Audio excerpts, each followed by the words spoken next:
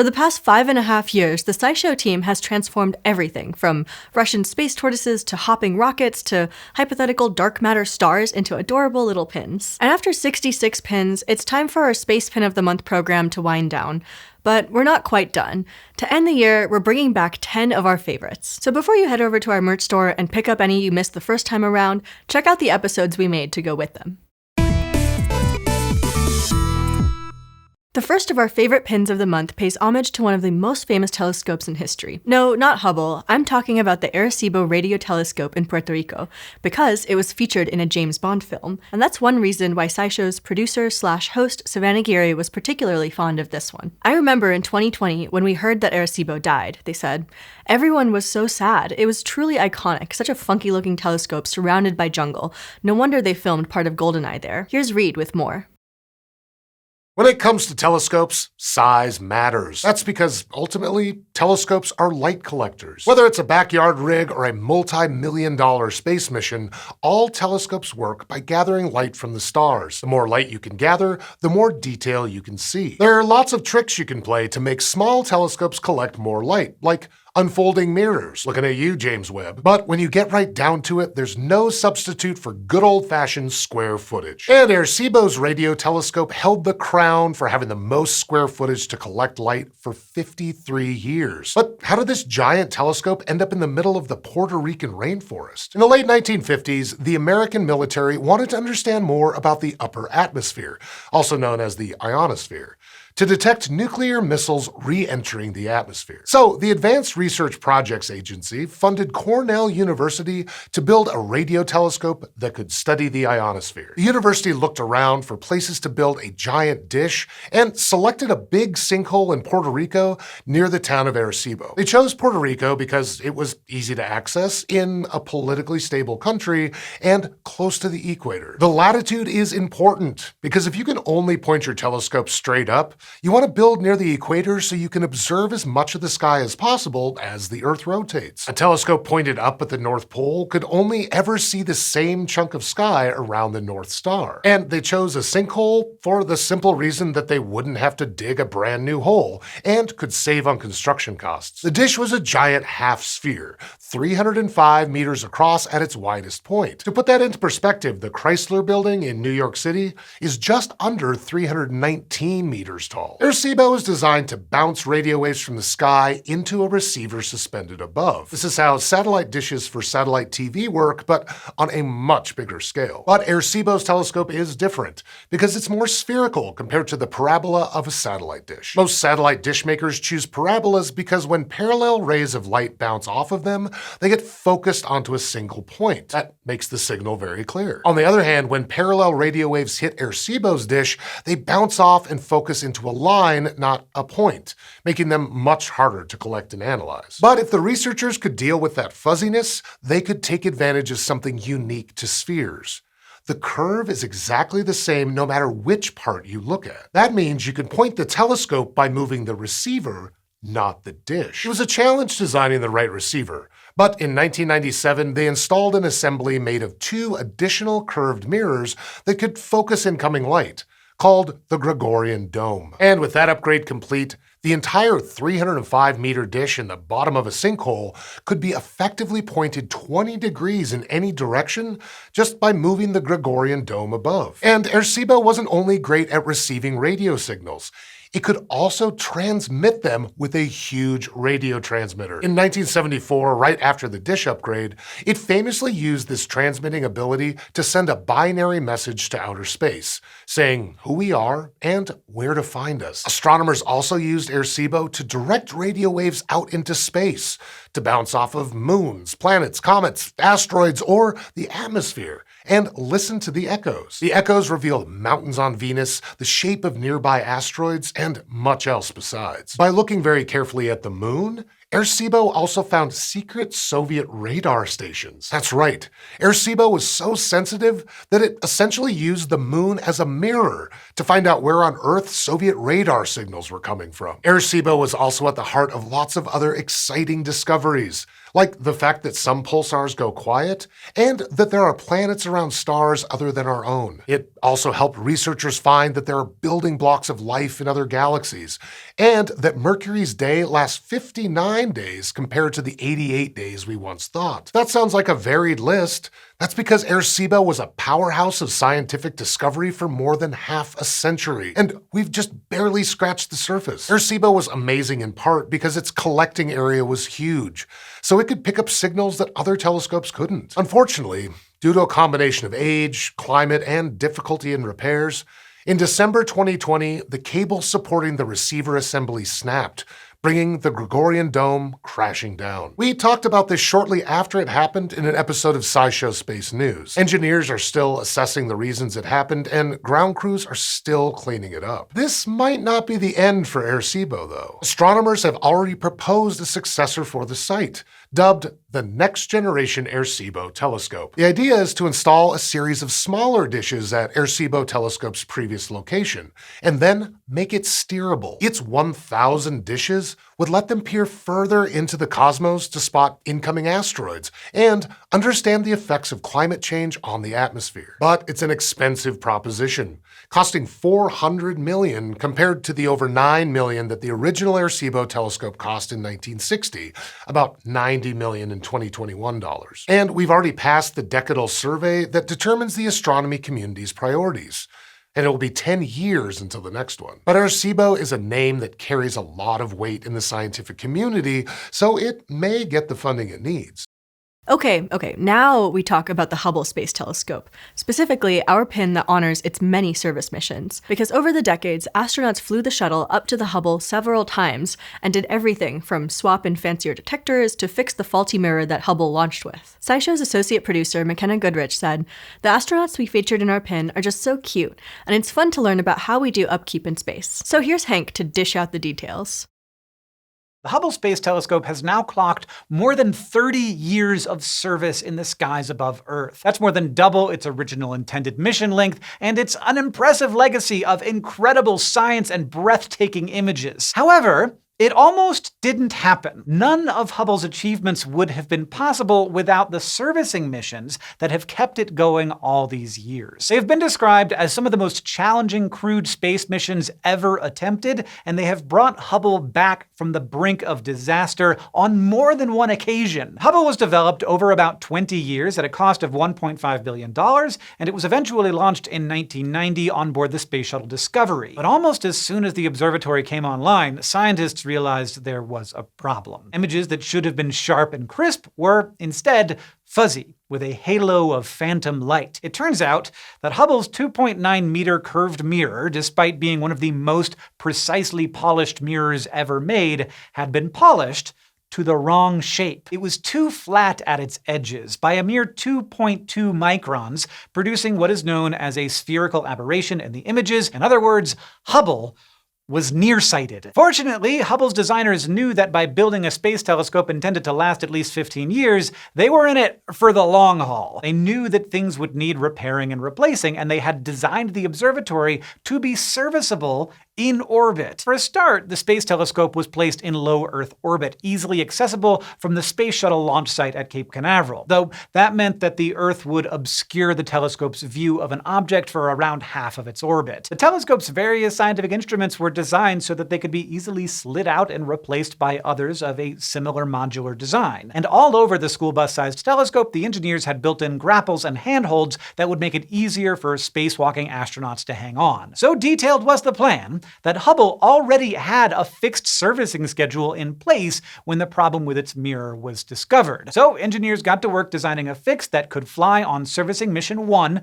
in December of 1993. So at 4:30 a.m. local time on December 2nd, Space Shuttle Endeavour launched from the Kennedy Space Center. Endeavour performed a series of burns to catch up to the Hubble Space Telescope over the course of several days. When the two spacecraft were less than 10 meters apart, the astronauts on board used Endeavour's rover's robotic arm to grab hold of Hubble and berth it upright in the shuttle's cargo bay. Once it was secure, which is no easy feat in itself, the maintenance could begin. Over 5 days, pairs of astronauts suited up and headed out to remove and replace Hubble's faulty equipment. Now, these were long spacewalks. The astronauts were out there working for 6 or 7 hours at a time. Though many of their tasks were completed faster than planned, like one replacement that was scheduled to take 4 hours actually only took 40 minutes. So over their 5 long spacewalks, the astronaut maintenance crew got through a lot. They installed a fix for the primary mirror's nearsightedness, called the Corrective Optics Space Telescope Axial Replacement,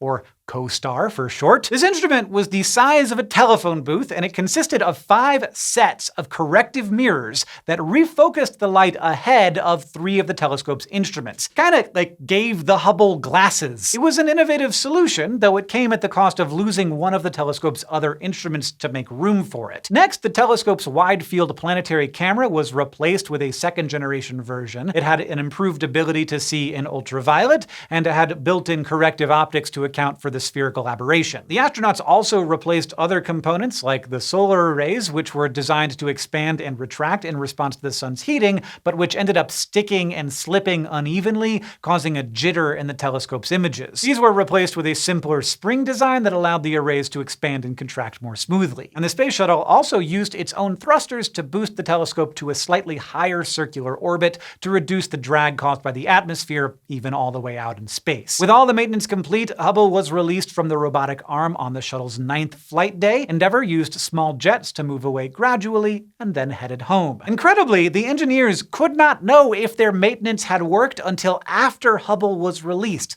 but thankfully, it did. Now, this first servicing mission was a huge success, and it set a precedent for future on-orbit maintenance of this advanced space telescope. 4 more scheduled servicing missions followed in 1997, 99, 2002, and 2009. Each time, the spacewalking maintenance crews breathed new life into Hubble, upgrading instruments, replacing, and even eventually fixing components, all while weightless in orbit. But since the retirement of the space shuttles in 2011, it is no longer possible to service Hubble. The space vehicles we use these days just don't have the same capabilities as the shuttle. Without periodic boosting of its orbit, atmospheric drag is expected to make Hubble deorbit sometime between 2028 and 2040. And it's big enough that parts of it could make it all the way to Earth's surface, which is why the final servicing mission included a sadder task: installing equipment to hopefully help deorbit Hubble safely when its service comes to an end. 2028 is not that far away, and I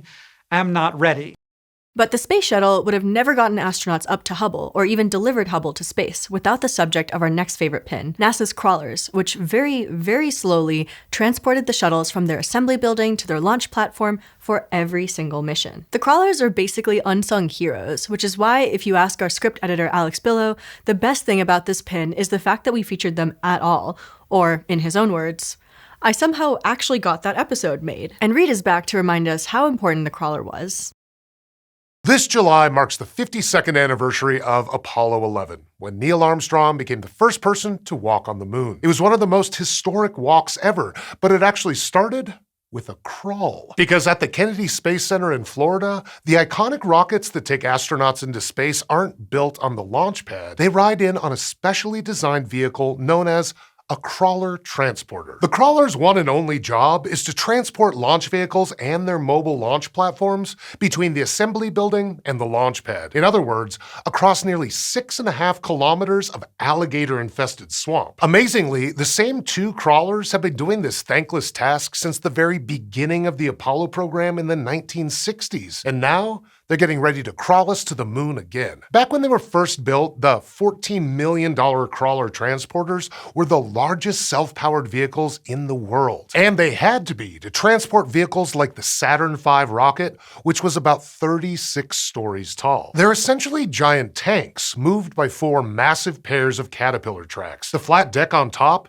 is big enough to fit an entire baseball diamond. On their own, the crawlers weigh a whopping 3 million kilograms, but they're they're able to carry more than twice their own weight in launch hardware. So it's not exactly surprising that it takes some serious engine power to get them moving. They use diesel-electric engines about 5 times as powerful as the ones on an 18-wheeler and consume more than 13,000 liters of fuel in one round trip. And that is just enough to get them up to a roaring speed of 3.2 kilometers per hour. But fortunately, when you're transporting humankind's million-dollar hopes and dreams for space exploration, speed isn't anyone's biggest concern. When it's time to prepare for launch, engineers in the Vehicle Assembly Building stand the rocket vertically on top of the mobile launch platform. The whole thing is supported by 4 pedestals so that the crawler can scoot underneath, pick it up using hydraulics, and drive away. Weirdly enough, the rockets and hardware aren't actually secured to the crawler. Their massive weight alone is enough to hold them in place. But even then, the tall structures still sway a tiny bit.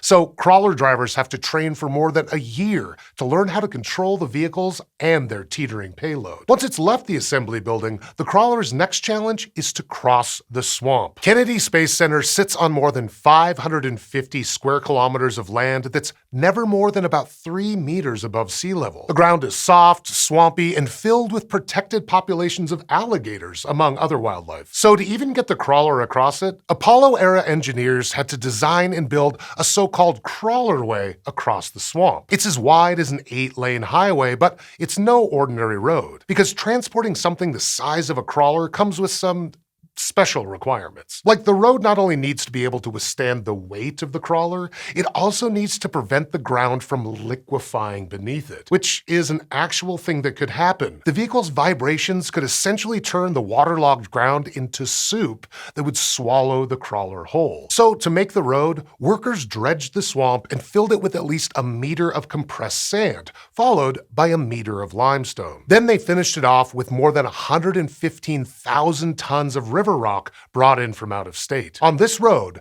the 6-kilometer trip across the swamp takes about 7 hours. The fully loaded crawler inches along at about 1.5 kilometers an hour. It's accompanied by a crew of at least 20 people who walk alongside it and ride on the deck, checking for issues. Oh, and this whole journey usually happens at night in an attempt to avoid a lightning strike from an afternoon storm. So, lightning, swamps, and alligators. What could go wrong? When it reaches the launch pad, the crawler has to climb a 5-degree slope. Here, it uses its hydraulics again to jack up the back of the deck to keep the launch platform and rocket vertical. Then, once it gets to the pad, it uses laser guidance to align the mobile launch platform just right. After that, it lowers its hydraulics and scoots back down the crawlerway, this time at its full speed of 3.2 kilometers per hour. This is how it's been done at the Kennedy Space Center since 1967, including for the entirety of the shuttle program. Over their lifetime, the 2 crawler transporters have traveled a combined 8,000 kilometers along the same 6-kilometer stretch of road. In fact, they've barely changed over the last half-century, even as we've gone through multiple generations of launch vehicles. But now, as we get ready to return to the moon by 2024 on the Artemis missions, the Crawler Transporter 2 is in the midst of a major refit. It's getting its tracks and bearings upgraded to help it carry the new Space Launch System and Orion spacecraft,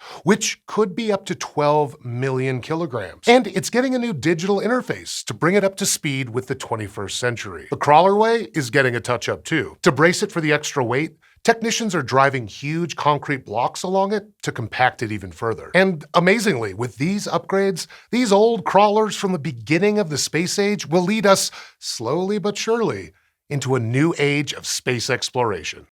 Our next impressive piece of machinery was built not for the US space program, but the USSR's. It's Venera 7, which was the first probe to survive landing on the surface of another planet, which is even more amazing when you realize that planet was Venus. It certainly impressed our script editor, J.D. Voigt, who studied astrophysics. Sure, it's hard enough launching a robot into outer space, she said, but try getting it to fall through clouds made of acid, land on a planet's surface where it's hot enough to melt metal. Add the awesome aesthetic our team went with, and you've got yourself a great pin about a great little probe. Here's Savannah to tell us more.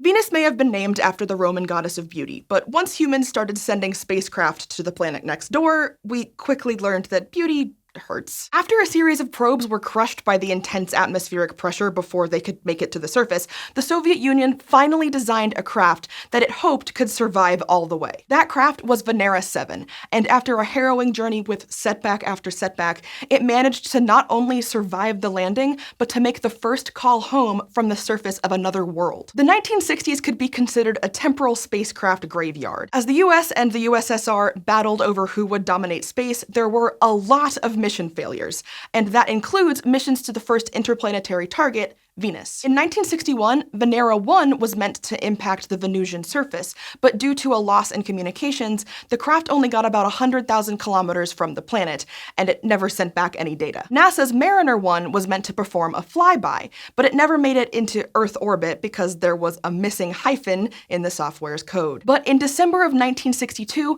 Mariner 2 did make it to Venus and gave astronomers the first up-close and personal glimpse of the planet next door. Up until that point, most scientists thought Venus could very well be Earth's twin, a little smaller, a little warmer, but covered in water and maybe filled with life. Instead, Mariner 2 revealed a thick atmospheric blanket of carbon dioxide and estimated it was somewhere around 150 to 200 degrees Celsius on the surface, with surface pressures 20 times higher than on Earth. But that only sparked further investigation and further missteps. Venera 2's flyby failed to transmit back any data. Venera 3 actually made it into Venus's atmosphere as intended, but went dark before it made it that far. Both failures were attributed to overheating. Veneras 4, 5, and 6 transmitted data from the middle of the atmosphere, but were each crushed before they reached the surface. Meanwhile, Mariner 5 provided another successful flyby. All the data coming back to Earth suggested that the surface was even more extreme than Mariner 2 proposed, both in temperature and pressure. But we wouldn't know for sure until someone made a craft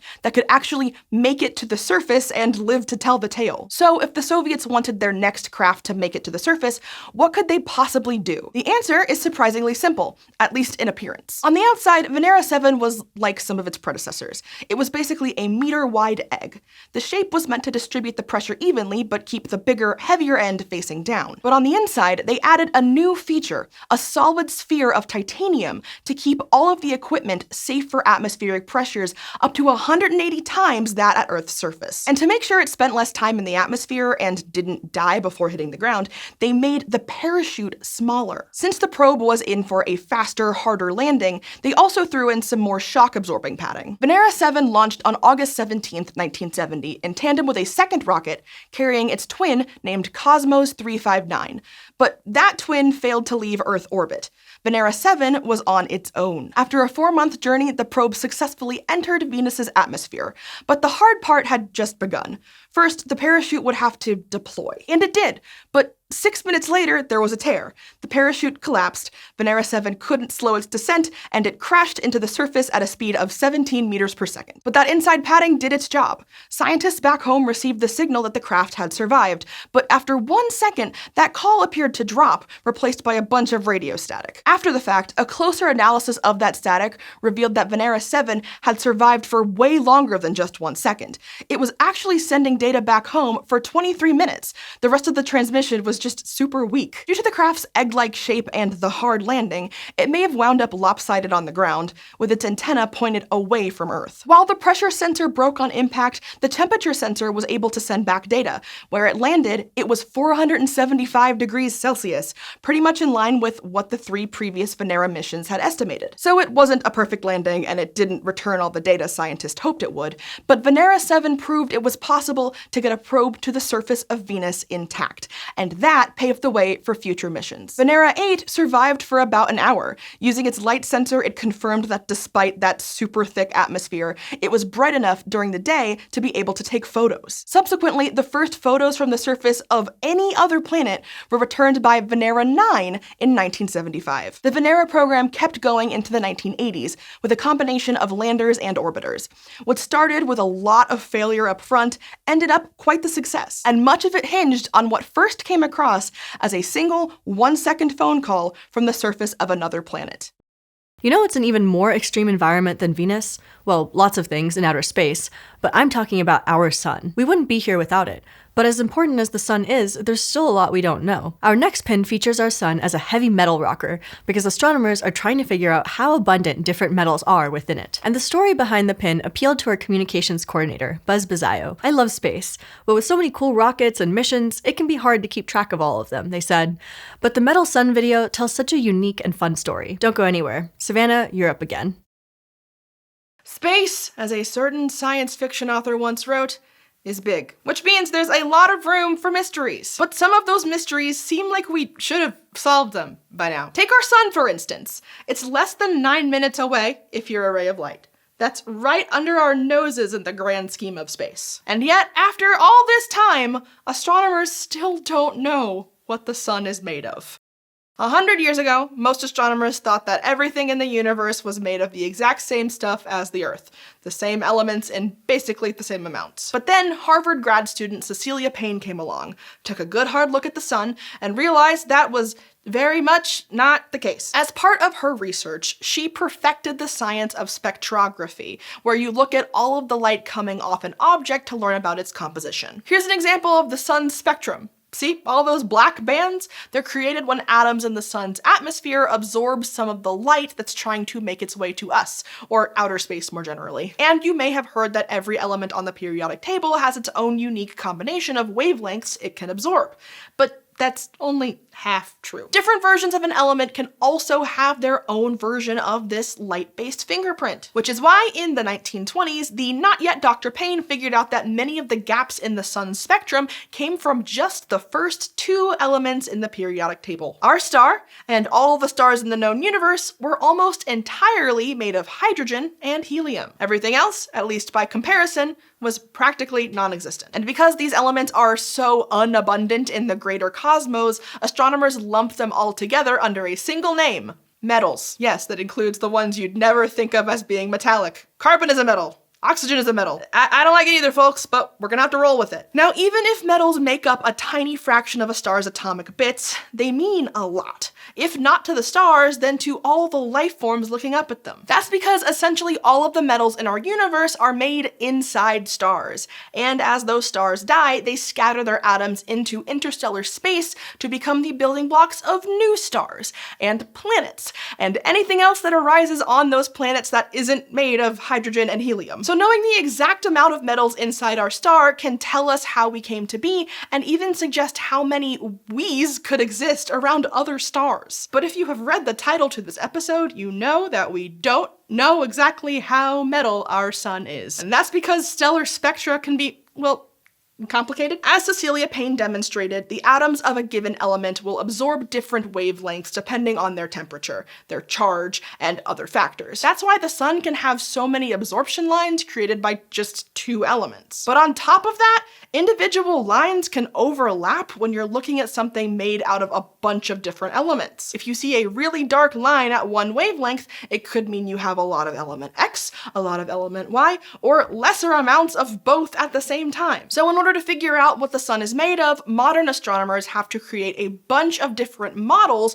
for potential compositions and then see what fits the spectrum they actually observe. Now, models can't capture all of the nuances in the sun's spectrum, but back in 1989, scientists thought they had found a good approximation. And together, all of the metals made up about 1.9% of the sun's mass. That value more or less stuck around for decades until a new spectral analysis came onto the scene and cast everything into doubt. The research was published in 2009, and the team behind it had been developing a way to study ancient stars that were, well, more like pop stars than heavy metal rockers. In other words, stars with super low metallicities. And because of that, the team's models needed to be way more precise and use way fewer approximations than what had come before. For example, they figured out how to separate some overlapping absorption lines coming from oxygen and nickel to get better measures of each. And to get the models just right, they tested them out on the best sample of starlight we have got, the sun itself. But doing so produced a completely unexpected result. According to this brand new, super fancy model, the sun is a lot less metal than we thought. Instead of nearly 2% metal, it was only around 1.34%. For a value starting off as low as it did, that's a huge drop. And it had big implications for the entire field of astronomy, because if our sun had fewer metals, it likely meant that the rest of the universe did too. And remember, metals are needed to make things like planets and people. So this updated number threw a huge wrench into humanity's expectations for what we may or may not find beyond our stellar neighborhood. But let's not be too hasty in remaking the entire universe, because these new results conflicted with another way astronomers measure the sun's composition, helioseismology. Just like earthquakes help scientists learn about the Earth's different layers, vibrational waves traveling through the sun have revealed its inner structure too. First, we've got the core. That's where the nuclear reactions happen and the resulting energy radiates outward into the next layer up. This is the radiative zone, and here the energy is carried by photons bouncing between atoms in random directions as they slowly creep outward. But eventually, those photons and their energy hit the sun's outer layer, the convective zone. Here, the temperatures are cool enough for some atoms, especially certain metal atoms, to become opaque. And if you're a photon slamming into an opaque lump of sun stuff, you're gonna get absorbed instead of bounce. And when you're absorbed, you're going to give your energy to the lump and heat it up a little. So in the convective zone, the energy has to move via, well, convection. You get big churning loops of plasma that vaguely resemble water moving in a pot on the stove. Now, because it's the metals that are responsible for turning the sun opaque, the exact depth where the radiative zone switches over to the convective zones depends on how metal the sun is. And using helioseismology, scientists have pinpointed this boundary to a very specific depth, 71.3% of the sun's total radius. And based on our knowledge of when and why elements turn opaque, that depth is in line with the original estimates for the sun's metallicity. But if the sun is less metal, as that 2009 study suggests, then we'd expect the boundary to be closer to the surface, which it just isn't. This conflict means that either the new spectral analysis is wrong, or the sun's interior doesn't work like we think it does. Or possibly even both. So ever since then, scientists have been digging deeper and deeper into the problem. Some of those authors from that 2009 paper published an update in 2021 looking at several metals in more detail. While most of the individual abundances stayed pretty much the same, there was an overall increase in metallicity, a whopping 1.39%, which is still too low for some astronomers' liking. Meanwhile, other researchers have analyzed the sun's spectrum with new models and wound up getting different numbers of their own. For example, a study from 2022 found an overall metallicity that was about 1.6%. But that's not the only angle that astronomers are attacking this problem from. They're also reevaluating what they think is happening inside the sun, because if they're wrong, the observed size of the convective zone could still totally work with a lower metallicity. One study published in 2014 looked at the properties of iron, which, unlike oxygen, actually fits into my definition of a metal. And by exposing a bunch of iron to the temperature and pressure conditions you'd find inside the sun, they realized that it's more opaque than we thought. In other words, there may be less of it than we thought there was, but each atom packs more of a punch, which balances everything out. According to the research team, this revelation could explain half of the discrepancy between the helioseismology data and the 2009 spectral analysis, which makes it seem like astronomers are finally heading in the right direction. Unfortunately, their follow-up analyses of other metal opacities haven't produced such clear-cut results. Sticking with stars, the next pin features our art team's interpretation of a dark matter star, which gets bonus points for glowing in the dark. While our script editor, Amy Peterson, didn't list that fact among the reasons why she likes this pin so much, she does love how it's a conversation starter. The pin is really beautiful and looks almost like a flower, she said. And then if anyone were to ask me, hey, what's that pin? I get to tell them about dark matter stars. And for everyone wondering what the heck dark matter stars are, Reed is back to tell you. We've known for decades that all the stars, galaxies, and other stuff we can see in space make up less than 20% of the matter in the universe. The rest of it is dark matter. It's an invisible something we can only detect as its gravity pulls on the regular matter around it. But we know it's out there, holding together galaxies and giving the universe its structure. And since regular matter is organized into stars and galaxies, that kinda makes you wonder, could dark matter do the same? Could there be dark matter stars or a dark matter galaxy? These are still open questions. But by exploring them, astronomers can learn more about the nature of dark matter, and that can offer us clues about how hidden forces shape the visible and invisible universe. What makes this such a hard question is that we don't know what dark matter is like. Many scientists assume it's some kind of particle, but all we really know is that there's a mysterious source of gravity in galaxies and we can't see it. It doesn't absorb, emit, or reflect any kind of light or radiation. It's just dark. And actually, that makes it pretty unlikely that dark matter could ever form a star. See, normally a star begins forming when a cloud of gas collapses in on itself. But for that to happen, the atoms in the gas first have to cool down. As they do, they vibrate less violently, which lets them pack together tighter and tighter until there's enough pressure on the atom's cores to kick off nuclear fusion. The problem with dark matter is that it doesn't absorb or emit radiation. So hypothetical dark matter particles can't heat up or cool down. And if they can't do that, scientists don't know if they could ever get dense enough to form a star. Now, to be clear, there is a lot we don't know about dark matter. So say that somehow it could get around this cooling problem. Well, in that case, some researchers think a dark star wouldn't be completely out of the question. In 2007, one team even modeled how it might work. They started with a theoretical dark matter particle called a neutralino. According to hypotheses about dark matter, when two neutralinos come together, they annihilate each other and release a burst of high-energy radiation. And according to the team's model, this process could make something vaguely star-like. The idea is that if some neutralinos came together in a cloud of regular gas and started annihilating each other, the gas around them would absorb the radiation and heat up. The cloud wouldn't shine like a normal star. Instead, the heat would make it glow in infrared light. The cloud wouldn't be nice and round and compact either. But if a dark star existed, this team thinks this is probably how it would work. Also, even though this is still hypothetical, the nice thing is that it does give us an idea of what to look for. If neutralinos do exist, theoretical work suggests that it should kick out things like gamma rays and neutrinos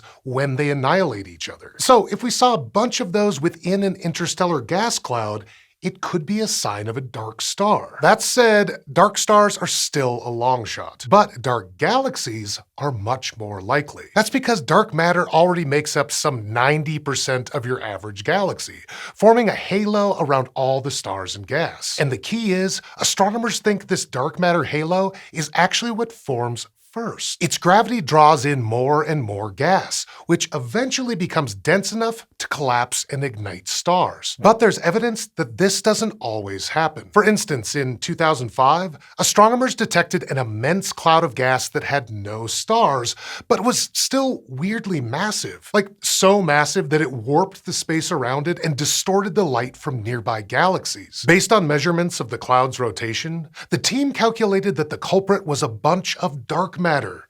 And by a bunch, I mean, this cloud had 100 times more dark matter than the normal stuff. So it seems like this thing got as far as the dark matter halo stage, but for some reason never formed stars like normal galaxies. One possible explanation is that there just wasn't enough gas nearby for the halo to draw in, so the cloud couldn't get dense enough to make stars. Either way, this doesn't quite qualify as a true dark matter galaxy, because it contained a whole lot of regular matter. But the fact that this cloud is out there suggests that an entirely dark galaxy isn't so far-fetched. To find one, we might look for a huge, invisible area in space that's warping light, a sign that something with a whole lot of mass is hiding just out of reach. Either way, whatever we find or don't find can help us understand what dark matter is like, and how it's connected to all the stuff we do see. And as we piece those things together, we get a fuller picture of how our universe took the shape it has today.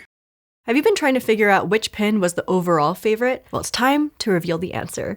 It's the one that mashes together astronomy and marine biology, and a viral internet claim that sharks are older than Polaris, aka the North Star. So no, this pin isn't depicting an actual shark constellation, although the Torres Strait Islanders do have a shark-shaped pattern of stars that's right next door to Ursa Minor, the constellation that Polaris is a part of. And since this pin was so popular, I could quote a lot of people here, but I'll let our editorial director, Daniel Komisky, sum up our thoughts. The pin is lovely, but I like the details behind it the most, he said. There's more than one North Star, and sharks are older than some of them, but not all of them. There are layers to this viral claim. Let's have Reed unpack everything. If you spent way too much time on the internet all the way back in 2023, you may have seen a particularly mind-blowing fact go viral: that sharks are older than Polaris, aka the North Star. And it certainly is mind-blowing, but probably not the way you're thinking. Because while sharks are super old, that viral claim may only be half true. Sharks may, in fact, be older than just part of the North Star. There are a few lines of evidence that point to just how long sharks have existed on Earth. First, there's the record. Fossilized shark teeth and whole skeletons have been found in rocks that date as far back as the Devonian period, over 380 million years ago. And some fossilized scales may be closer to 450 million years old. But scientists can also estimate how long sharks have been around by looking at modern species. By comparing the DNA of modern sharks to their close relatives like rays, they can estimate when the two diverged, evolutionarily speaking. And ultimately, the picture all this paints is of a group of animals that is, yes, very, very old. Sharks as a group have survived 5 mass extinction events, and they're older than dinosaurs, trees, the Rocky Mountains, the Atlantic Ocean, and yes, Polaris, the North Star. Kind of. But to explain what I mean, I need to pivot from paleontology to astronomy. Polaris is a sort of bright star that hangs in the sky close to the Earth's North Pole as part of the constellation Ursa Minor. Since the Earth wobbles a bit in space, the star that's closest to true north rotates over time. But for the past 500 years or so, it's been Polaris. And despite the title The North Star, Polaris is actually a trinary system made up of 3 stars. 2 of them, Polaris AA and Polaris AB, are so close together we didn't confirm they were separate stars until 2006. So they're collectively known as Polaris A. And then there's the third wheel a bit farther away, Polaris B. But it's Polaris AA that really holds the spotlight, or is the spotlight. It's by far the brightest of the lot, and it's what's known as a Cepheid variable star, which means it switches between getting brighter and dimmer like clockwork. But that's not the really weird thing about this system.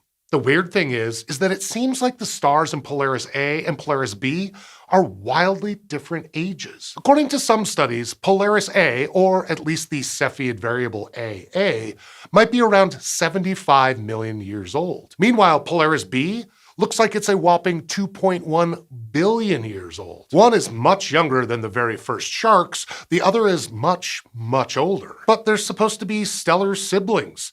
If you met 3 people who all claimed to be sisters, but 2 of them were toddlers and the other looked like they were pushing 90, you'd have questions. And scientists do too. But they've run into a couple of hiccups. The biggest, of course, is trying to pin down the age of something that's very, very far away, which you may have noticed most stars are. Astronomers have figured out some fancy tricks though, like how a star's brightness relates to its age. But to figure out how bright a star really is, as opposed to how bright it looks in the night sky, you've got to know exactly how far away it is. And here's where our data on the Polaris trinary comes up short. Our distance measurements to the current North Star are simply not consistent from survey to survey. We think it's about 320 to 520 light years away, but that's a pretty wide range of uncertainty. Part of the problem might be that Polaris A is too darn bright for some of our best telescope tech that's dedicated to calculating stellar distances. For example, the Gaia mission was able to estimate the distance to Polaris B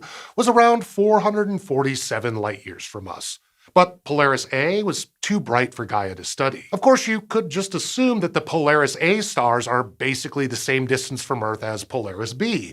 After all, they're supposed to be part of the same trinary. So that's what one team of astronomers did in their paper published back in 2018. And when they plugged that assumed distance into their models, they got an age of Polaris AA that was 55 to 65 million years old. Unfortunately, another study from 2018 pointed out that if you hold to that assumption, you also get the result that Polaris B is about 30 times older than its Cepheid variable companion. But don't think astronomers haven't tried other techniques to resolve this, even if it's not to prove that sharks are indeed older than the entire North Star trinary. For example, instead of basing it off brightness, one group tried to start with the star's masses based on photographs of how they move around each other. But the age gap has stuck around, which means astronomers still have several hypotheses to work with. Option 1.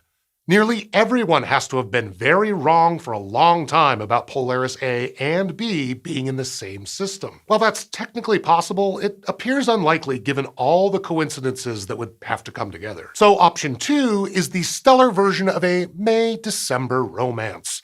The age gap between Polaris A and B is real, and they really are together. And it's because they started out as two separate systems and then somehow found each other out in deep space. Sharks would have been around at the time, but it's safe to say they wouldn't have noticed. And then there's option 3. That at least one of the Polaris stars might not be what they seem. Polaris AA could actually be the remnant of a recent stellar merger, which would make it look a lot brighter and younger than it otherwise should be. Combine that with the uncertain distance from Earth, and you might be able to calculate a new age that's closer to Polaris B, making all of Polaris older than sharks. But on the other hand, Polaris B could be the one faking its brightness.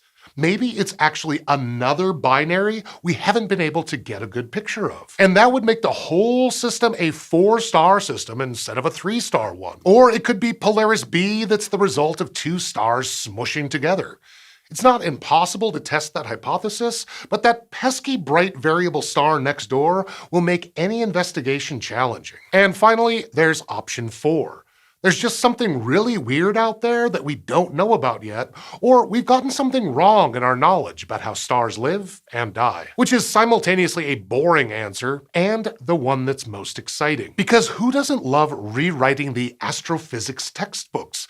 I personally keep a fine Sharpie on hand at all times for that very purpose. But whether or not any part of the North Star is truly younger than sharks, there are plenty of other stars that definitely are. Many are even visible to the naked eye. Like the brightest star in the night sky, Sirius A, is around 200 million years old. That's only about half as old as sharks. And then there's that infamous when are you going to explode already Betelgeuse, which is just 10 million years old. But perhaps the most mind-blowing fact of all is that there are stars forming right now, which means there's at least one out there that's younger than you. Now let's come back down to Earth. So far down, in fact, we have to go inside the Earth.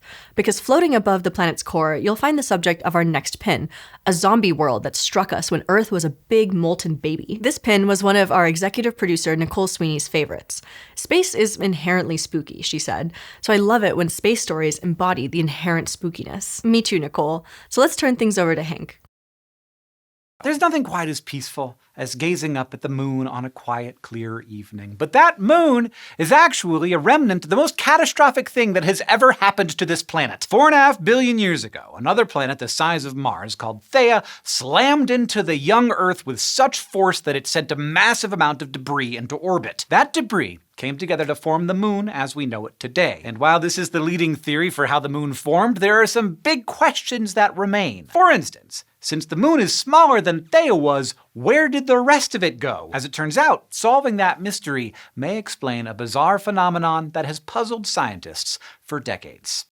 Before we can get to what happened to Theia, we need to talk about a different scientific mystery. Deep within our planet, nearly 3,000 kilometers underground, there are 2 huge blobs of strangely dense something. They are thousands of kilometers across, hundreds of kilometers tall, and sit just above the boundary between Earth's mantle and core. There's one under the Pacific Ocean and one under Africa. And at the surface, both of these regions have a weirdly high number of hotspot volcanoes. So geologists think that those deep blobs might have something to do with causing plumes of magma to rise up and erupt. Now we know about these blobs because we can see them. Of course, not with our eyes, but through seismic waves from earthquakes. See, the speed of a seismic wave depends on the physical properties of the material it's passing through. So by looking at how fast a wave travels, as well as how it reflects and refracts through the structure of the Earth, we can piece together a picture of the interior of our planet. This is called seismic tomography, and it can tell us how dense different areas are and if they're liquid or solid. It's how we learned about all the layers of the Earth that you learned about in school, the crust and the mantle and the core. And we can see those layers even though we have never been able to dig deeper than just the crust. Scientists have given those two blobs the super imaginative name of large low-velocity provinces, or LLVPs. And that is because the seismic waves that travel through them travel at about 0.5% slower. Since these blobs were discovered in the 1980s, everyone has been trying to figure out what they are and where they came from. And there's no shortage of ideas. The simplest one is that they're just hotter than the rest of the mantle around them. But when scientists make models of giant megaplumes of hot material, they end up being thin and narrow, not wide and spread out like the LLVPs. And there's debate about whether a massive plume like that could be stable for a long time. So another idea is that they could be clusters of smaller plumes, and maybe the seismic wave picture we're looking at blurs these together. Or maybe the LLVPs are actually made of something different than the rest of the mantle. They have really abrupt boundaries at their edges, so that's good evidence for this. It could be that we are seeing remnants of crust from very early in Earth's history, like a first draft of Earth's crust. Or the LLVPs could have shown up more recently. A leading theory is that they are graveyards of old oceanic plates that were once ancient seafloors. These would have subducted and sunk down long ago, but still haven't fully mixed in with the rest of the mantle. But a 2023 study has suggested an explanation for the LLVPs that is literally out of this world. What if these things in Earth's mantle were originally part of Theia's mantle? It's a weirdly simple explanation, but it makes sense that when Proto-Earth and Theia collided, some of Theia would have stuck. Previous studies have found the force of the impact was so strong, it essentially scrambled the two planets together. Most of the iron from the cores of the planet would have fused together inside Earth's core, and the mantles of the two planets would have mixed too. Some of this mixture stayed on Earth, and some of it was thrown into orbit. That means the moon today is made of some of Earth's original mantle, but mostly Theia's. We know the Earth's mantle is around 8% iron oxide, and the moon is around 10%, so the researchers concluded that Theia's mantle would have been somewhere between 13 and 18%, a lot denser than the Earth's. Next, they created a mathematical model to simulate how the material left on Earth would have mixed after the collision. Their model revealed that the impact separated Earth's mantle into an upper melted and lower solid layer. Initially, mantle material from both planets was mixed in the upper layer. But over time, the denser, more iron-rich material from Theia solidified and sank into the solid layer of Earth's mantle. There, it accumulated into big blobs just above the core, and then it just stayed there. The model showed these blobs could be stable over billions of years. This means the LLVPs we see in seismic waves today could actually be chunks of a disembodied ancient planet. This theory even explains another weird observation geologists have made. Trace gas ratios in rocks erupted from hotspot volcanoes are oddly similar to those found on the moon, which makes perfect sense if plumes of magma are rising up from the LLVPs before erupting on the surface. If you think about it, that kind of makes these eruptions like the dead planet's zombie hand reaching up from the lower mantle and out of the ground. We might still be feeling the effects of an event that happened more than 4 billion years ago. The collision with Theia also created our moon, and it's the moon where we'll stay for the rest of this video. Our penultimate pin features not the moon itself, but a vehicle that Apollo astronauts used to zoom around on the surface. And to highlight just how long we were making these pins, let's get a quote from SciShow's former executive producer and former SciShow space host, Caitlin Hoffmeister. "It's literally 2 lawn chairs on wheels, the same kind of lawn chairs I would sit on as a kid and pretend to explore space in," she said.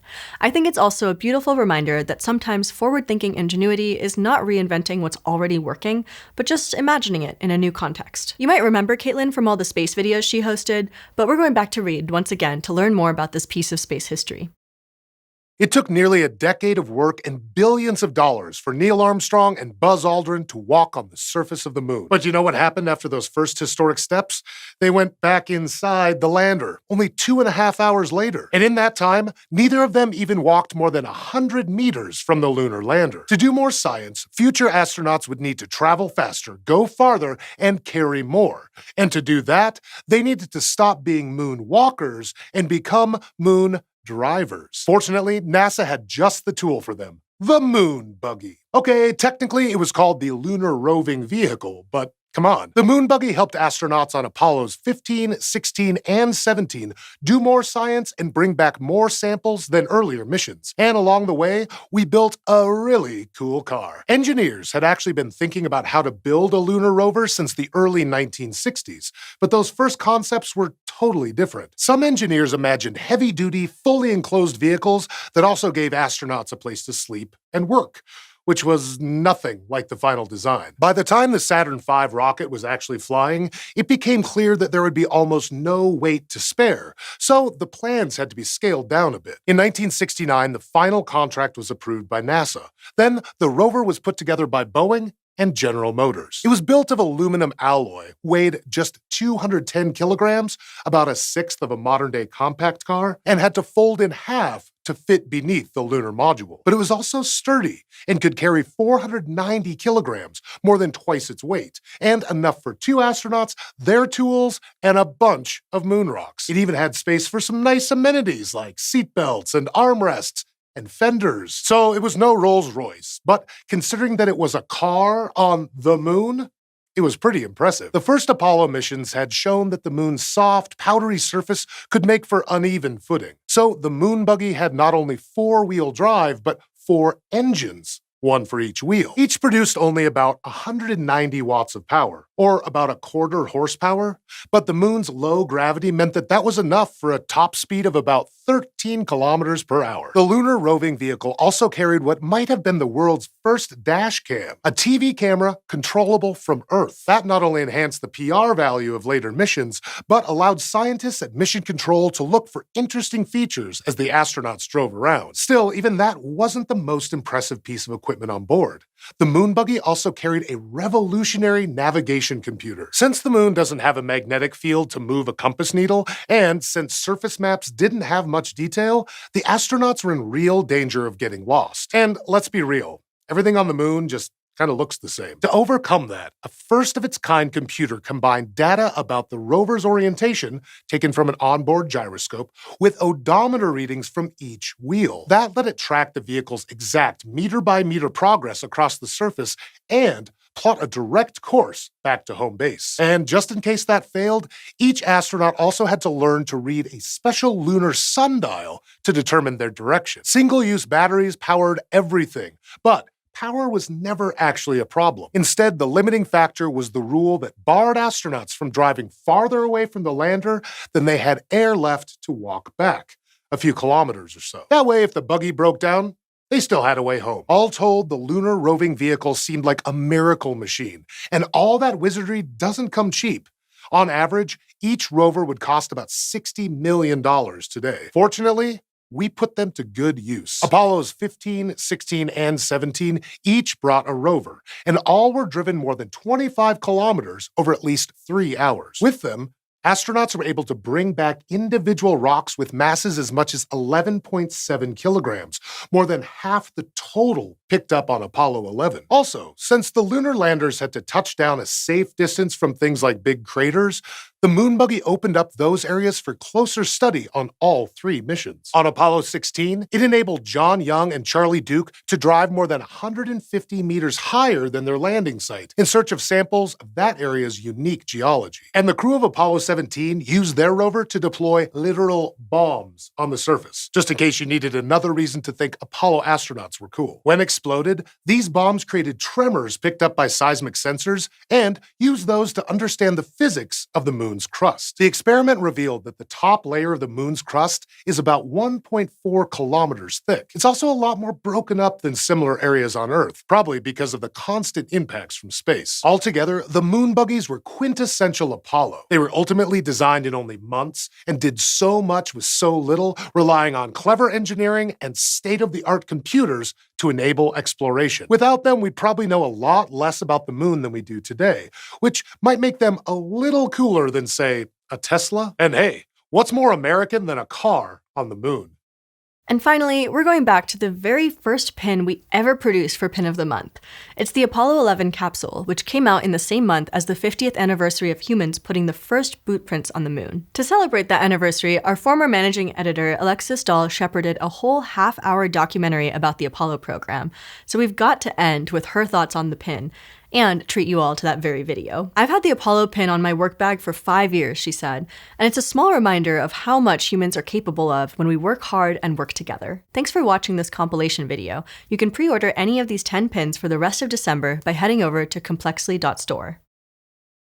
Almost 50 years ago, on July 20th, 1969, space exploration changed forever. That day, the United States landed the first astronauts on the moon as part of the Apollo 11 mission. And with that famous one small step, they changed the way we think about our planet and ourselves. Apollo 11 wasn't the first time humans had been to space or anything. That happened in 1961, with a Soviet flight followed shortly by an American one. But space, we didn't even really know what that was until fairly recently. The moon, on the other hand, we've been staring at since we existed. Watching it wander through the sky, chasing or being chased by the sun, moving through its phases. It is another world, one that has profound effects on our world and also on our species. There's never been a time in human history when we did not gaze at the moon and wonder. And sending people to walk on the surface of another world, the enormity of that giant leap, it's something that changed us, something that has inspired us as individuals and as a species ever since.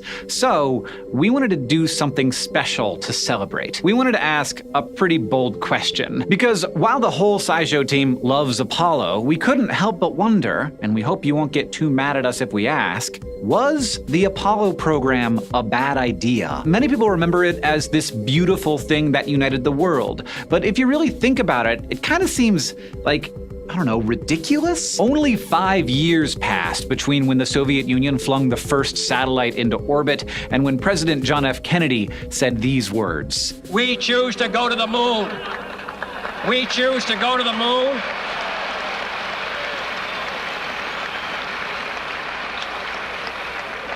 We choose to go to the moon in this decade and do the other things.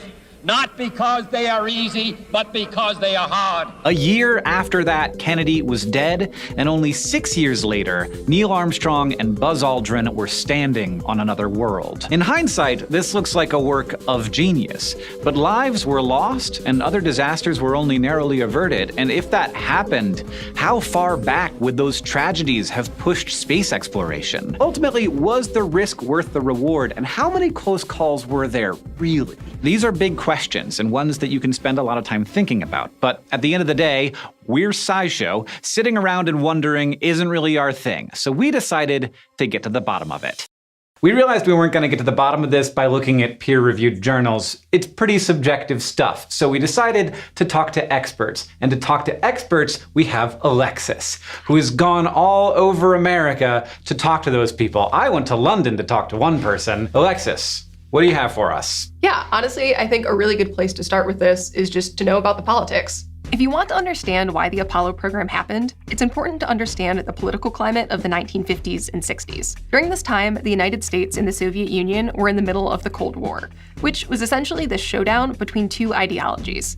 You had the Soviet Union and communism on one hand, and the US and capitalism on the other hand. And during this conflict, space became a battleground for these two superpowers to prove which ideology was best. Initially, the Soviet Union was actually winning this race. They launched the first satellite, they sent the first human into space, and in the US, people were concerned that these achievements would cause the public to believe that communism was the better option, which the US was just not okay with. So that's when the moon became the goal. Ultimately, the United States wanted to be the first to send someone to the moon to prove how great capitalism was, and the Soviet Union wanted to do it to prove the same thing about communism. So even if most people today remember Apollo as a primarily scientific program, it wasn't. In the beginning, it was mainly about proving a political point.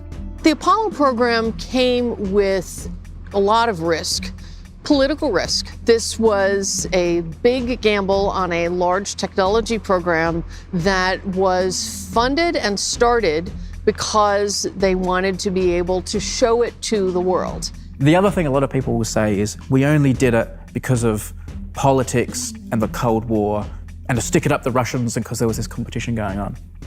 And you know what? That's true. Yeah. That's completely true. But I see absolutely nothing wrong with that. That is just the circumstances that it took. The technology had to be in the right place. The political climate, the economic climate, all had to align in this very unique way. And that's what happened. And I don't see anything wrong with that. Yes, Apollo was only made possible because of this unique set of circumstances and this competitive political climate that was created. But, I don't think that's a negative. I just think we should kind of be a little bit grateful that it happened, because if that circumstance hadn't happened, we probably wouldn't have gone to the moon. There probably wouldn't have been the will to spend that much money and do that. Apollo scientifically started where science had to fit into the corners as much as they could.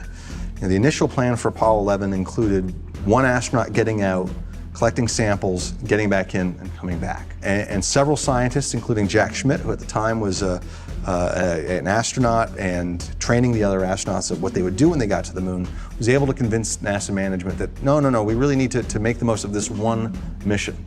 If Apollo 11 is the only time we go to the moon, we need to deploy experiments on the moon. It's really interesting to think about because, like people pointed out, it's this thing that took all of this time and all of these resources.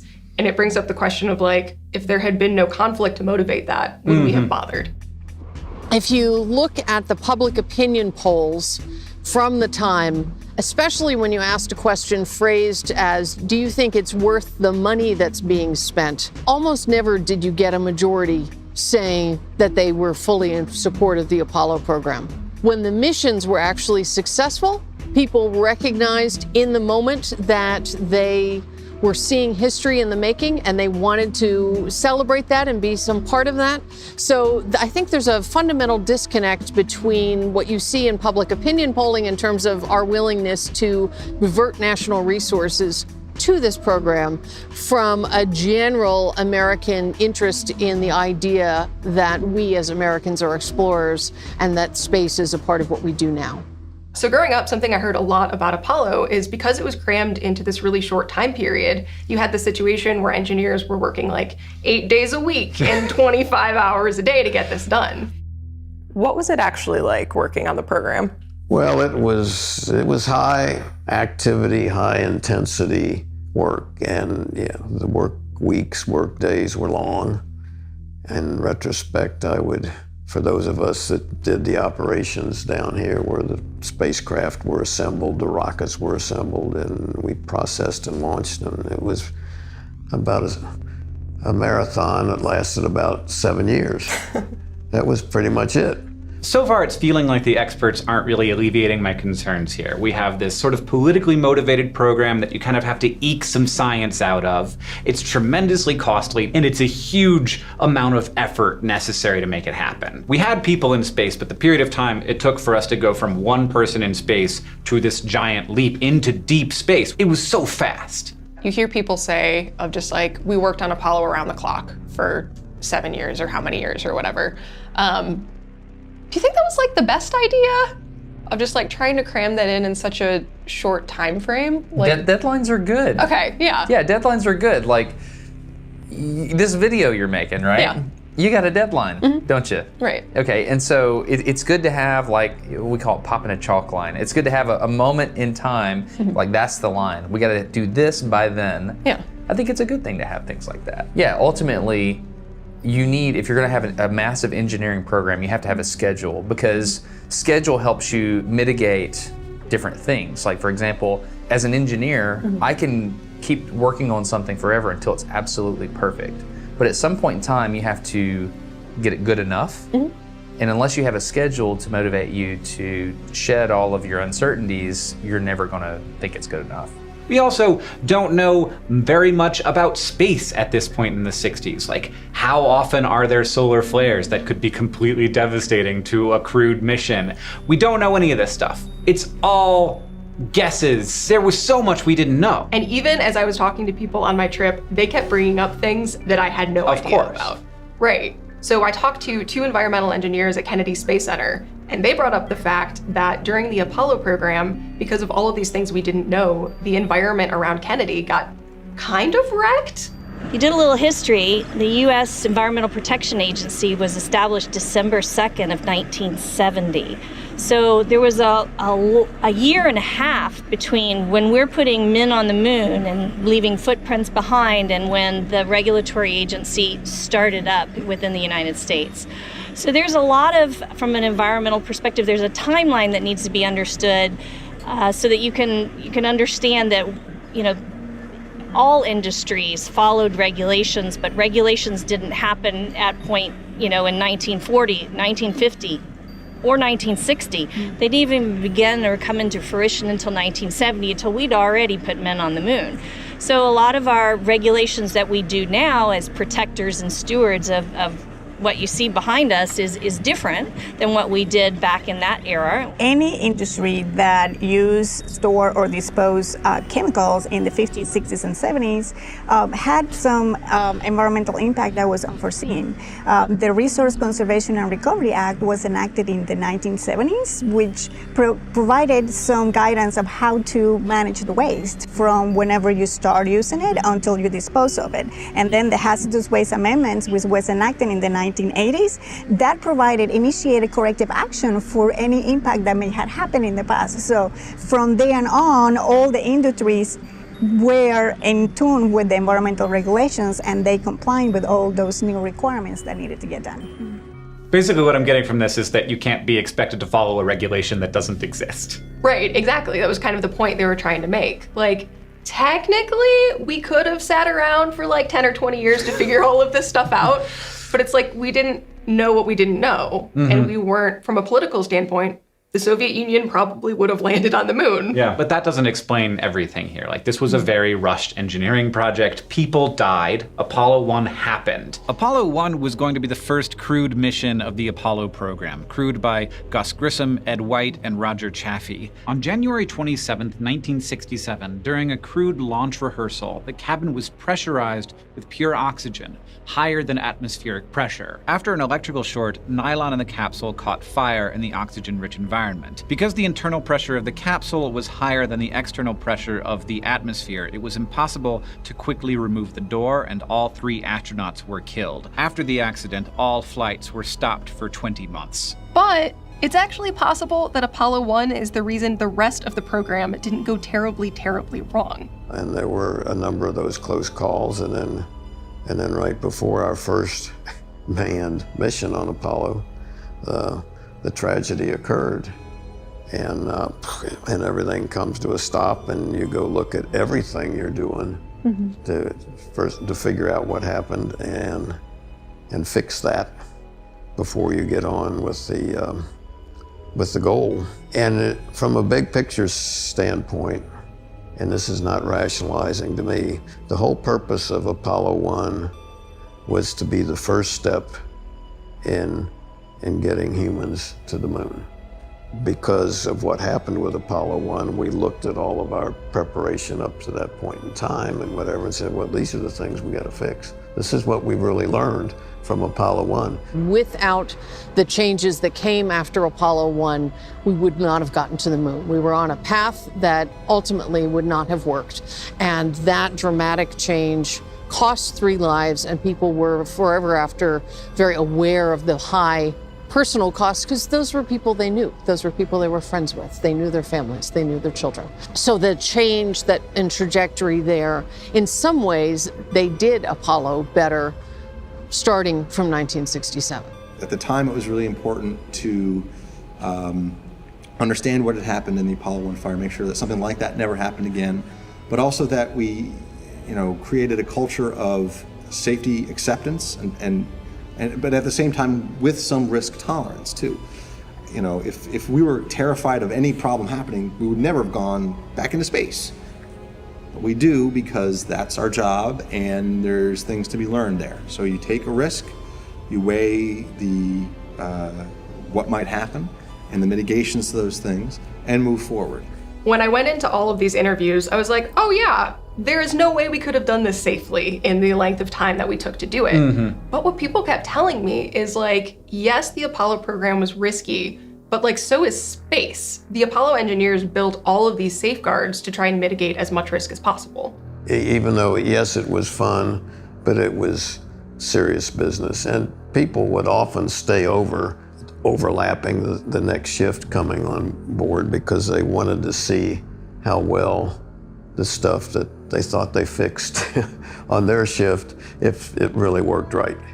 And but there was that kind of dedication and passion for the effort, and we never lost sight of the fact, and this was drilled into us as soon as we came on board, that the crew returning safely from whichever mission you're assigned to is the most important thing about your work.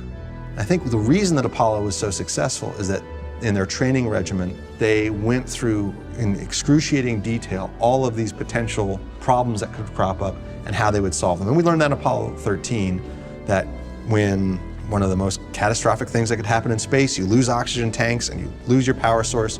Oh, well, we know how to fix that. Apollo 13 nearly ended in disaster 56 hours after takeoff when an electrical short in the cryogenic oxygen tanks resulted in the following call from Apollo 13 to Mission Control. Houston, we've had a problem. We've had a main B plus undervolt. Roger, main B undervolt. Okay, stand by 13, we're looking at it. Okay, right now, Houston, the voltage is looking good. And we had a pretty large bang associated with the caution and warning there. The pretty large bang in question eventually resulted in a loss of all the oxygen in the command module. That meant no oxygen to breathe, no water to drink, and no power for the fuel cells. After some significant engineering challenges were overcome, the astronauts rode out the majority of the mission in the lunar lander, and though they were not able to land on the moon, everyone did at least return home safely. Apollo 11, they left the lunar module operating after they left the moon. It was in lunar orbit. They left it operating to basically see how long past its design life it could go. And that informed what they did on Apollo 13. So, you know, there was this entire culture of maximizing what you had to learn what you could do in the event of both success and in the case of something going wrong. If you listen to the tapes of launch of Apollo 11 or any of the missions, they're always reporting out, okay, you know, we're in mode 1 Bravo, we're in what abort sequence. You know, it wasn't, the moment the rocket launched, we're on our way to the moon. The moment the rocket launched is, okay, if something happens wrong now, how do we get out of it? And, you know, that happens throughout the whole breadth of Apollo. Even by Apollo 17, the time they're getting ready to lift off, they had checklists and sequences they could do if the rocket didn't ignite the first time. The idea that something wouldn't work as planned was so deeply embedded in everything that was done in Apollo that I don't know that there was time to stop and think, well, actually, what would happen if, well, if the rocket doesn't launch, we'll do this, and then we'll do this, and we'll do, you know, there were solutions to every potential problem. So the thing that maybe we've all heard, that the Apollo astronauts were just a bunch of cowboys in space, might not be quite accurate.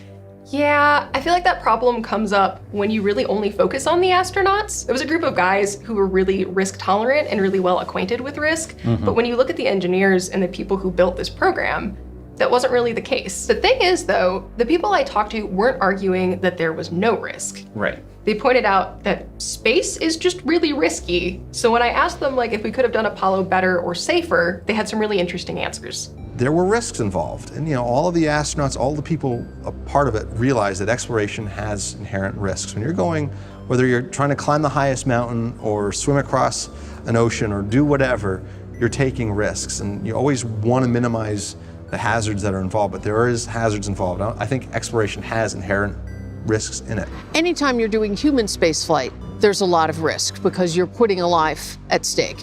And the human in the technological equation is the only part that you really can't re-engineer or perfect. So humans like a very narrow temperature spectrum. We get too cold very easily, we get too hot very easily. We human beings don't like to be shaken very hard, or it gets very hard for them to function. They need to eat as they breathe, they foul their own air, so you need to keep replenishing that. So the human factor is a tremendous risk, if you will, in putting this together. This is also happening in a moment when there weren't really computers smaller than a room. There weren't really ways of taking photographs without physical film, which meant you had to carry it there and carry it back. The kind of uncrewed robotic exploration that starts in the 1970s, going to other planets, putting landers on other planets, wasn't possible in the mid-1960s. These astronauts, they know the risk. Yeah. I mean, they know there's a chance of death. Right. And they sign up for it. Some people have always been willing to accept a higher level of risk to make a better life for others that aren't willing to do that. Throughout the course of this episode, we've said a lot about risk, but it's worth remembering that there's still so many stories we could not dive into, like the story of the Apollo guidance computer. For context, computers before Apollo were mostly made with tiny switches called transistors connected by a bunch of wires. But that could get bulky, and computers often filled large rooms, so it had to change if we were gonna fly to the moon. Listen to what these engineers had to say. The guidance computer was really an advance, and the only way to get the weight and the size down was to go to integrated circuits. That's something that hadn't been done before. I've heard that at one time we were testing 1/3 of all the integrated circuits that were being manufactured in the United States. Integrated circuits combined transistors and wires on a small piece of silicon, making them more durable and much lighter. While it took a lot of testing to get them ready, it all worked out. These interviews came from engineers who worked at the MIT Instrumentation Lab, now called Draper, during the Apollo program. Draper played a major role in the program and was, among other things, responsible for developing the navigation and guidance system, including the first digital flight computer that navigated the astronauts to the moon and back. To celebrate the 50th anniversary of the Apollo 11 landing, they've created a website called Hack the Moon, which explores the technology behind the missions and features imagery and interviews of many of the people who made it possible. In the rest of this video, we're going to talk more about whether or not the risks we took with Apollo were worth it. But if you want to learn more about the people behind the missions when we're done, you can head over to Hack the Moon's website at wehackthemoon.com. Now, more about those risks. So you take all these risks, you do the thing. What do we get from it? A lot. Which, thank goodness. That's my non-risk tolerance speaking. Thank goodness it was worth it. Yeah. Yeah, you get a lot from it. We've talked about this a lot on various SciShow space episodes, but we learned more about what space is like, what the human body does in space. We learned about the moon. Subsequent Apollo missions had something called the ALSEP, the Apollo Lunar Surface Experiments Package. That wasn't going to be ready for Apollo 11, but Jack Schmitt was able to convince NASA basically that, no, let's just deploy a very simple experiment that only one astronaut needs to deploy. Just take about 20 minutes, set it up, and make very basic measurements. At the time, the idea was, the only measurements that we would want to make are the fundamentals of what's lunar seismicity like, and deploy a retroreflector, a mirror on the surface that we could laze to from the Earth, that we still use to this day, 50 years later now. First samples that came back from Apollo 11, and it's actually important to remember that Apollo 11 launched on July 16th. Those samples were in a lab in Houston less than 2 weeks later. That's fast sample return. And so within 2 weeks of launch, they had those samples, and the preliminary examination went on, and very soon realized that the moon was very old. Those basalts that they landed on were, well over 3.5 billion years old. Also very dry, there's no water in them, that was a surprise. And that they were volcanic and had a lot of titanium in it and elements and minerals that we see here on Earth. They also found minerals that had not yet been identified on the Earth as well. And so it was this real discovery of what the moon is made of and how old it is that was the great unanswered question. I think much of what we do today is informed from Apollo samples. And again, we're still learning things from the Apollo samples. They were analyzed initially 50 years ago. and are still being analyzed today, and we're still learning new things from those samples. We didn't learn everything from them 50 years ago and we put them in the safe and walk away. With new instruments and new techniques, we learn new things, and that informs our understanding of the moon and, by association, the rest of the solar system. There is a very legitimate argument to be made that all of the money that was spent on the Apollo program was spent on the ground. It created engineering jobs. It created whole communities in Florida, in Alabama, and in fact, the federal government, as a funder of this big science project, was able then to push communities in, say, the Deep South to say, you can't be segregated and take federal funding. You need to find housing for the African American engineers that we want you to be hiring. And so you need to be thinking differently about, say, race relations. And so in that way, the space program is part of that larger push in the 1960s where federal money is being used not only to fund a technology program, but also to push some social issues. We did this gigantic thing not to get stronger and kill people, but to do a big, amazing thing. And it's big, right? We've been looking at the moon since humans existed. Right. And then we walked on it. That's weird. That's so good. A couple people also said some just really beautiful poetic things. Yeah. So we just had Jim Lovell here at the museum in December for the anniversary of Apollo 8, which was that famous mission, Christmas time of 1968, where they circled the moon.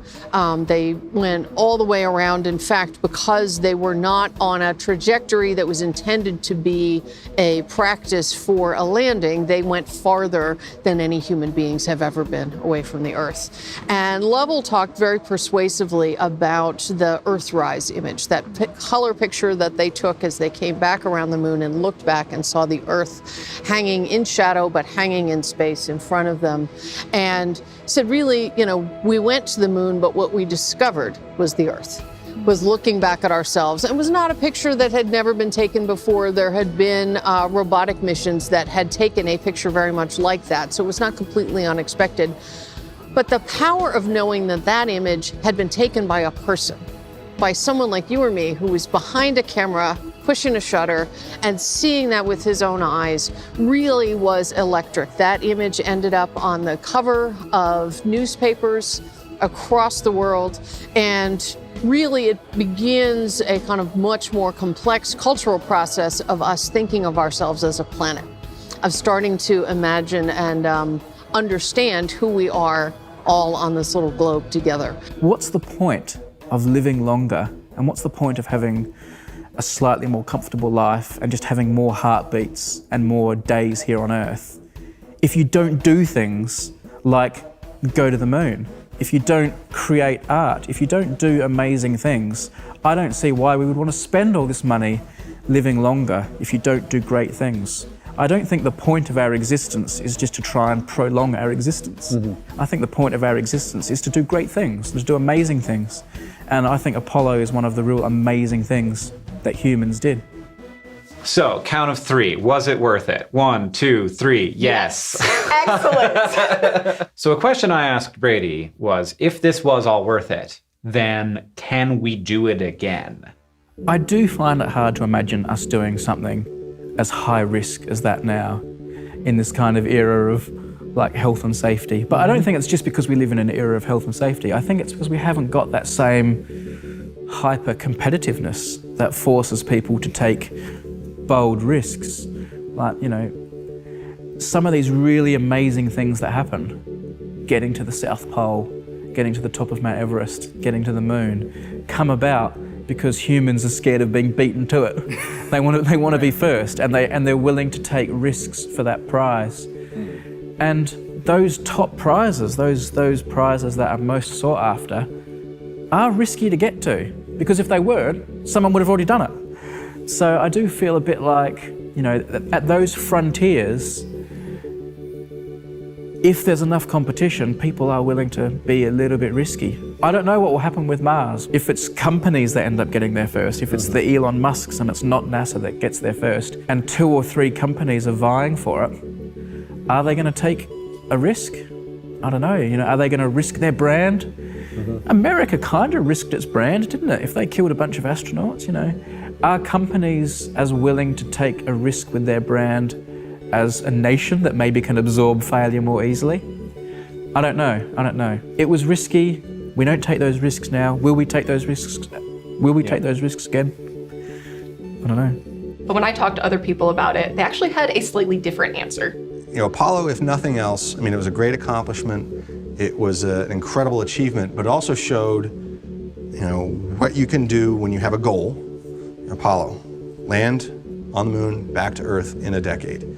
With a goal of landing humans anywhere in the solar system with a destination and the right data, that can be accomplished. We know more about almost all of the planets in the solar system than we knew certainly 50 years ago, but any object you'd want to go to today, whether it's moon, Mars, an asteroid, we have ample data to accommodate human exploration of any of those destinations. And so it's just a matter of having the prerogative and the interest in going. I think what's necessary in order to do something huge like this is technical capability, economic ability, money, and then a political will to do it, right? Yeah. And so I think we had a unique mixture of all three of those things back in the 60s, and we were able to do it. Sputnik just freaked people out, right? Right. And so at that point, it's like, yeah, we can do this. So now you get into this risk versus reward discussion, right? Yeah. And I think we're finally getting to the place now where people realize that space is awesome and we should do things because we should explore. Yeah. But it's a lot harder because there's no timeline. Today, not only industry, but people in general will dwell too much on but what if we don't succeed in this? We can't accept, stuff not working or having a tragedy or an accident. We don't want to. That's, we don't want to have to deal with that. So as a result, let's not do it. Take the easy way out. Financial standpoint, why should we invest a lot of money in this and the project may have to have to be cut off because we didn't make the progress we wanted in the amount of time. We don't want to take that risk. So since we don't want to take the risk, don't even try. Yeah. And I think that's bad for our society. There's a difference between analyzing and accepting a risk as opposed to gambling. I'm not a gambler. I would never propose we gamble on making the decision to spend this much money for this program or whatever. But you look at the risk, look at the benefit, assess it, and if the goal is worth the risk, don't worry about it, just go do it. From the beginning, I wasn't coming at this question as was it worth it to go to the moon? Was it the right way to do it? Was it too risky? If things had gone wrong, how much would that have set us back? And after these conversations that mostly you had, I'm starting to feel like this might have been the only time we could have done it. Yeah. If you fast forward even 10, 20, 30 years, did that perfect storm of conditions exist? Kind of not. And interesting to think about, too, is when I talked to people, they had said, you need that timeline and that motivation. But at least in the US, if we were going to do something like Apollo again through NASA, that's under the control of the executive branch. So it's like if a president comes in, wants one thing, and the next person in office wants something else. Doesn't want to be just sort of enacting the previous president's vision. Right. Which makes you think John F. Kennedy, having that mission unfulfilled, not just because he was voted out of office, but because he was assassinated. Right. We have to sort of come together to try and have that vision be completed. Yeah. So Apollo was a good idea. It was just a hard one, which doesn't mean it's bad. Yes. And talking about Apollo, it really makes you think about kind of space exploration in general. If it's risky and it's hard, why do we do it? And there are a lot of reasons for it. Yeah, and one of those reasons is because it's hard. Yeah, we like to explore things. Yeah, we like to test our limits. So, there you have it. The Apollo program was one of the most difficult scientific projects of the 20th century. Possibly one of the most difficult scientific projects forever. But just because something is hard doesn't mean it's a bad idea. When you remember the full story of Apollo, you start to realize that history is more complicated than you might think, and that this achievement would not have been possible without the hundreds or thousands of people supporting it. Thanks to the engineers who worked to put these missions together, we were able to go to a place that we had been staring at for millennia, not just because we got lucky, but because we had a goal and because people worked really hard to achieve it. And honestly, that's pretty encouraging because, like some of our experts said, it means that maybe with the right teams and enough perseverance, we could do something like this again.